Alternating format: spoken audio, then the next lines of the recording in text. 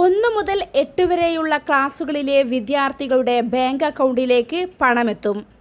കൂടാതെ മറ്റൊരു പ്രധാനപ്പെട്ട വാർത്ത, നാളെ എല്ലാ വിദ്യാഭ്യാസ സ്ഥാപനങ്ങൾക്കും അവധി പ്രഖ്യാപിച്ചു.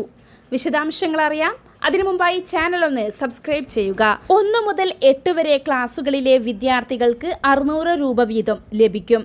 സ്കൂളുകളിലെ വിദ്യാർത്ഥികൾക്കുള്ള സൗജന്യ യൂണിഫോം പദ്ധതിക്കായി സംസ്ഥാന സർക്കാർ 79.02 കോടി രൂപ അനുവദിച്ചു. പദ്ധതിക്കായി ഈ വർഷം മുഴുവൻ അലവൻസും അനുവദിച്ചതായി മന്ത്രി വി ശിവൻകുട്ടി അറിയിച്ചു. മറ്റൊരു പ്രധാന വാർത്തയിലേക്ക്. പത്തനംതിട്ട ജില്ലയിലെ 3 പഞ്ചായത്തുകളിലെ എല്ലാ വിദ്യാഭ്യാസ സ്ഥാപനങ്ങൾക്കും നാളെ ഉച്ചയ്ക്ക് ശേഷം അവധി പ്രഖ്യാപിച്ച് ജില്ലാ കളക്ടർ. ചെറുകോൽപ്പുഴ ഹിന്ദുമത കൺവെൻഷനുമായി ബന്ധപ്പെട്ട് ഗതാഗത നിയന്ത്രണം ഏർപ്പെടുത്തുന്നതിനും ഇതര ക്രമീകരണങ്ങൾക്കുമായുമാണ് അവധി പ്രഖ്യാപിച്ചത്.